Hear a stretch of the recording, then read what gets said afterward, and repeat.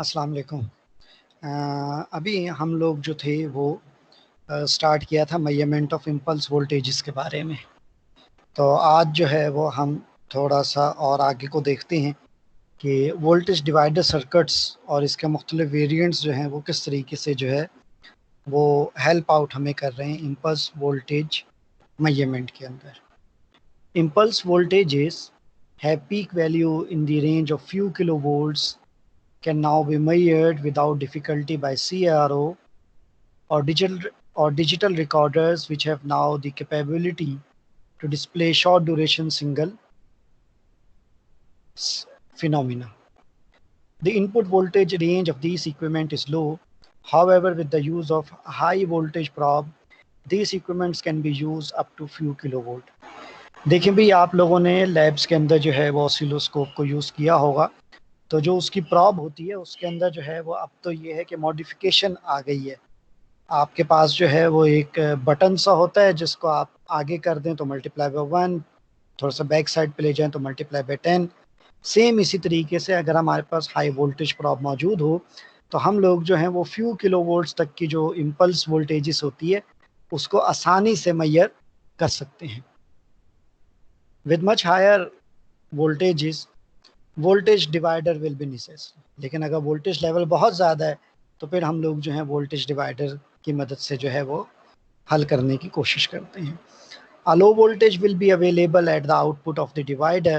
This low voltage then may be measured by a CRO or digital recorder.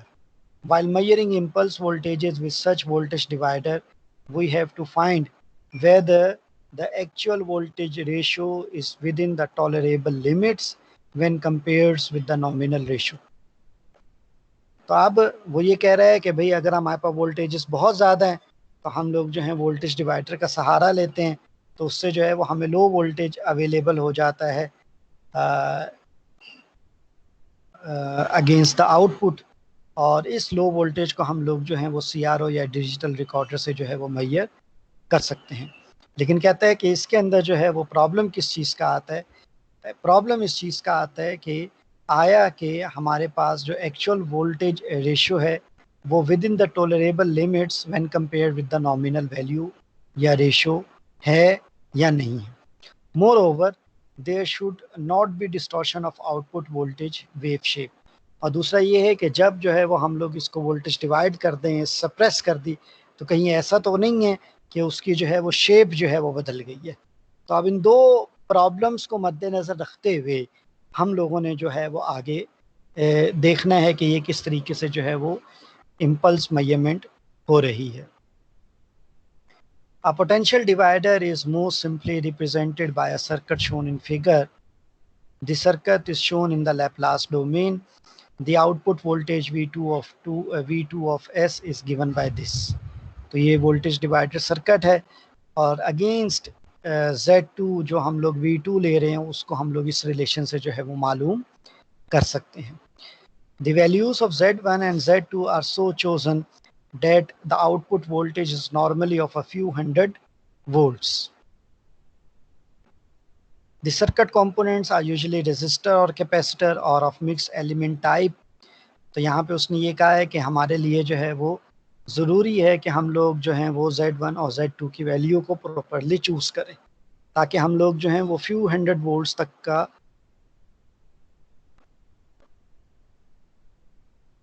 Potential easily मालूम कर सकें। तो circuit components कौन कौन से इन्वॉल्व हो सकते हैं, तो इस Z1 और Z2 की जगह हम लोग R भी यूज़ करते हैं, यानी कि रजिस्टर भी यूज़ कर सकते हैं और कैपेसिटर भी यूज़ कर सकते हैं, या एनी कम्बिनेशन ऑफ दीज भी जो है वो यूज़ कर सकते हैं। अगर हमारे पास प्योर रेजिस्टिव हो तो फिर ये रिलेशन जो है वो Z1 और Z2 की जगह हम R1 R2 को पुट कर दें तो 7.15 फॉर्म में आ जाएगा। और अगर हमारे पास प्योरली कैपेसिटिव हो तो फिर यही हमारे पास ऊपर वाला रिलेशन जो है वो मॉडिफाई हो जाएगा 7.16 की फॉर्म के अंदर।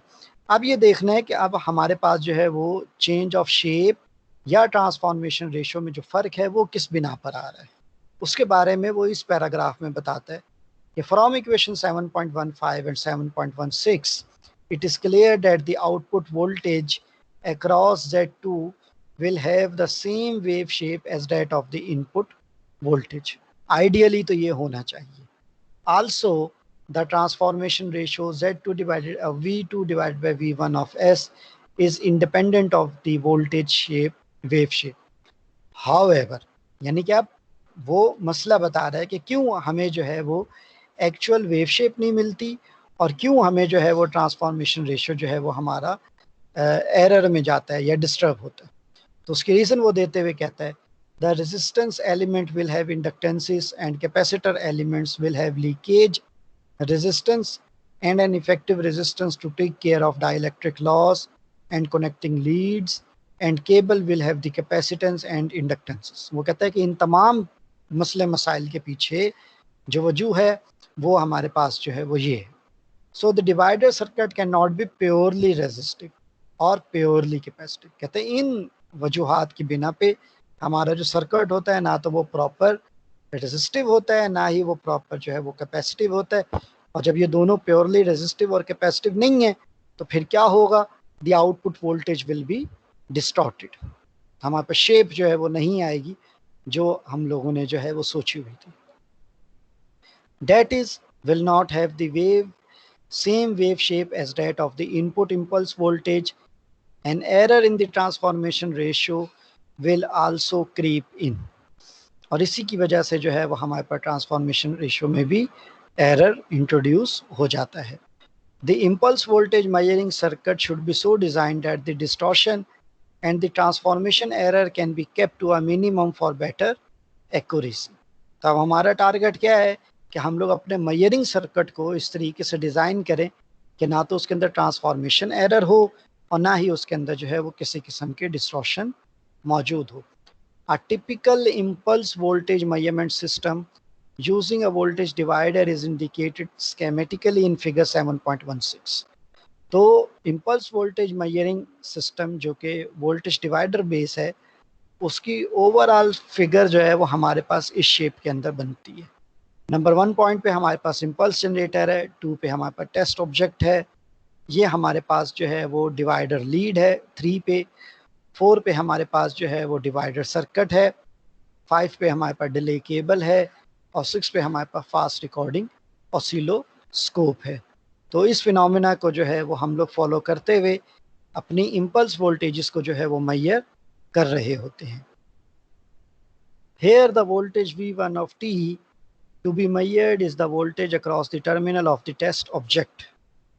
तो V1 of t जो है वो हमारे पास क्या है, ये वो वोल्टेज है जो कि हमें टेस्ट ऑब्जेक्ट के अगेंस्ट जो है वो मिला है. And V2 of t is the voltage measured from the oscillographic record. और V2 of t जो है वो हमें किस चीज़ के बारे में बताएगा कि how much is the voltage at the oscilloscope end. It is necessary to analyze this circuit to find out how the distortion and the transfer error can be minimized. तो अब हम लोग जो हैं वो एनालिसिस करेंगे कि किस तरीके से हम लोगों ने जो है वो इन दोनों चीज़ों को जो है वो कम से कम करना है. We may consider the measuring system to be generally represented by a 4-terminal passive network. अब वो एनालिसिस कर रहा है कि भाई हमें जो है वो प्रॉब्लम किस जगह पे जो है वो फेस हो रही है. तो उसके लिए ये कहता है कि भाई आप लोग जो है वो मेजरिंग सर्किट को 4-टर्मिनल नेटवर्क के तौर पे जो है वो ले ले. For the sake of analysis we have to find response of this 4-टर्मिनल network corresponding to a full or chop impulse voltage at the input. तो वो ये कहता है कि भाई अब हमने एनालिसिस करना है, तो उस एनालिसिस के लिए जो है वो हम लोग जो है वो क्या करेंगे कि हम लोग full or chop impulse voltage को जो है वो इनपुट पर अप्लाई करेंगे. The analytical method to find measuring error is cumbersome and difficult to use. For high voltage measuring system it has been established that the response of the generalized 4-terminal network due to the application of unit step voltage may be used for evaluation of the system. वो कहता है कि अगर हम ये वाला काम करेंगे तो इससे हमारी जो है वो फिर कैलकुलेशंस जो है वो डिफ़िकल्ट हो जाएंगी, यूज़ करना जो है वो हमारे लिए मुश्किल होगा. तो उसके लिए वो कहते हैं कि स्टैंडर्ड ये कहते हैं या हमारे पास स्टैब्लिश स्टैंडर्ड्स ये कहते हैं कि आप 4-टर्मिनल नेटवर्क पे जो है यूनिट स्टेप वोल्टेज जो है वो अप्लाई करें फॉर द इवेल्युएशन पर्पस, और फिर देखें कि आपके पास जो है वो रिस्पॉन्स कैसा आ रहा है. So we will represent the input voltage of the measuring system by a step function. तो ये 7.17 पे यूनिट स्टेप फंक्शन का रिलेशन है. If a input voltage A of IU of t is applied at the input, यानी कि unit step function with some magnitude हम input पे apply कर रहे हैं, the output voltage will be A naught W T.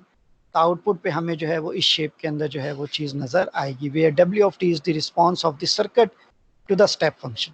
अब ये response of the circuit की वजह से ये यू ऑफ टी जो है वो अपनी शेप को किस तरीके से बदलेगा डब्ल्यू ऑफ टी के अंदर, उस चीज़ को जो है वो हम देखेंगे. अब वो चीज़ किसके ऊपर डिपेंड कर रही है, वो हमारे रेजिस्टिव एलिमेंट्स के चीज़ों के ऊपर डिपेंड कर रही है और कैपेसिटेंस के चीज़ों के ऊपर डिपेंड कर रही है, जिसको बारे में हम लोग जो हैं वो यहाँ पे पढ़ चुके हैं कि रेजिस्टिव एलिमेंट में क्या होता है, इंडक्टेंस मौजूद है. कैपेसिटर एलिमेंट्स के अंदर क्या क्या चीज़ें मौजूद है, लीकेज रेजिस्टेंस मौजूद है और इफेक्टिव रेजिस्टेंस मौजूद है. किसकी बिना पे मौजूद है, डाइलेक्ट्रिक लॉस की वजह से है, कनेक्टिंग लीड्स की बिना पे है, केबल्स की अपनी कैपेसिटेंस और इंडक्टेंस की बिना पर है. तो ये जो चीज़ें हैं ये मिलके क्या कर रही हैं, हमारे इसी यूनिट स्टेप रिस्पांस को जो है बदल रही हैं डब्ल्यू ऑफ टी के अंदर. अब हम आगे देखते हैं कि ये अब और डेफिनेटली ट्रांसफॉर्मेशन रेशियो जो है वो भी हमारी चेंज हो रही है. The response W of T may be slowly rising curve reaching a asymptotic और final value is shown in figure 7.18. तो यहाँ पे वो ये बता रहा है कि जब हमारे पास प्योरली रेजिस्टिव सर्किट है तो फिर हमारे पास हो क्या रहा है, चूँकि इस रेजिस्टिव एलिमेंट की बिना पे जो है हमने यूनिट स्टेप तो अप्लाई किया, लेकिन जो रिस्पॉन्स है वो अपने आप को स्लोली जो है वो फाइनल वैल्यू की तरफ जो है वो राइज कर रहा है.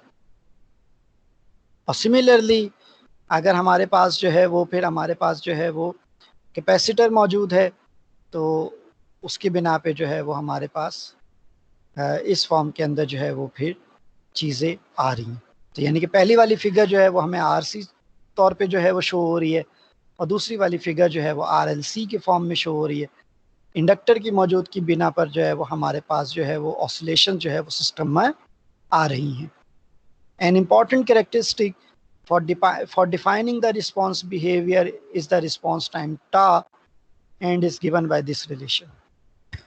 For RC behavior, T is the area of the hedged curve as shown in figure 7. तो ये वाला जो एरिया है ये हमारे पास जो है वो हैज कर्व है. For an RLC behavior, T is equal to T1 minus T2 plus T3 minus T4. यानी कि एक यहाँ पे उसने क्या किया है कि इस पोर्शन ये T1 है, ये T2 है, ये T3 है, ये T4 है, ये T5 है. तो उसने क्या किया है, T1 पॉजिटिव लिया तो उसके अगेंस्ट ऑपोजिट जो है वो नेगेटिव है.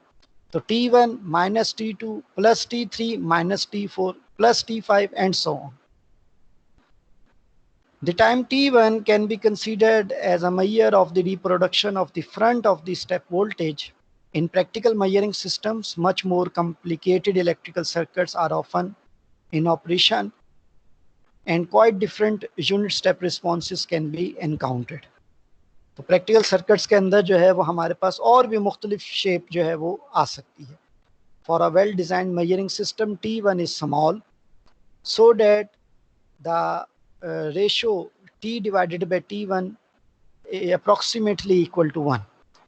If the transfer error of the voltage amplitude is not to exceed 5%, then following values of the response time of the measuring circuit may be recommended. For a full standard lightning impulse waves and standard impulse waves chop on wave tail, then T must be less than or equal to 0.2 microsecond. And for standard lightning impulse wave chop on the wave front, then T must be less than or equal to 5% of the chopping time. The amplitude error encountered in measuring an impulse voltage chop on the wave front by a measuring system when the impulse voltage rises linearly up to the chopping instant is shown in figure 7.19. तो यहाँ पे ये क्या है कि V1 जो है वो हमारे पास इनपुट है और वेव फ्रंट पे ही जो है ये जब चॉप हो जाएगी तो हमारे पास आउटपुट क्या होगा, तो आउटपुट जो है वो हमारे पास उसके अंदर जो है ये आपको जो है वो ट्रांसफॉर्मेशन रेशो का जो है वो एरर जो है वो नज़र आ रहा है। अगर आरसी बिहेवियर होगा तो वो पीक पे जाके जो है वो अपने आप को आहिस्ता आहिस्ता जो है वो डिकेट कराएगा। लेकिन अगर आरएलसी बिहेवियर है तो फिर डेफिनेटली उसके अंदर जो है वो ऑसिलेटरी बिहेवियर जो है वो हमें नज़र आएगा। तो हम लोग वो क्या रिक्वायरमेंट क्या है, the error is approximately given by this, where t is the response time and t of c is the chopping time. The transient response of the measuring system is influenced by the properties of voltage divider. तो अब नीचे वाले sections के अंदर जो है वो हम लोग ये देखेंगे कि किस तरीके से हम लोग जो हैं वो इस ट्रांसफॉर्मेशन एरर के मसले को, और जो वेव फॉर्म डिस्टॉर्ट हो रही है, अगर जो है वो हमारी इनपुट वेव जो है वो चॉप हो जाती है वेव फ्रंट पे, तो उसको हम लोग किस तरीके से कवर करेंगे। तो आज के लिए इतना काफ़ी है। कल के लेक्चर में हम लोग जो हैं वो रेजिस्टिव वोल्टेज डिवाइडर और कैपेसिटिव वोल्टेज डिवाइडर के बारे में जो है वो बात करेंगे। तो कोई इशू हो तो आप डिस्कशन सेशन के अंदर जो है वो पूछ सकते हैं। अपना ख्याल रखिएगा। अल्लाह हाफिज़।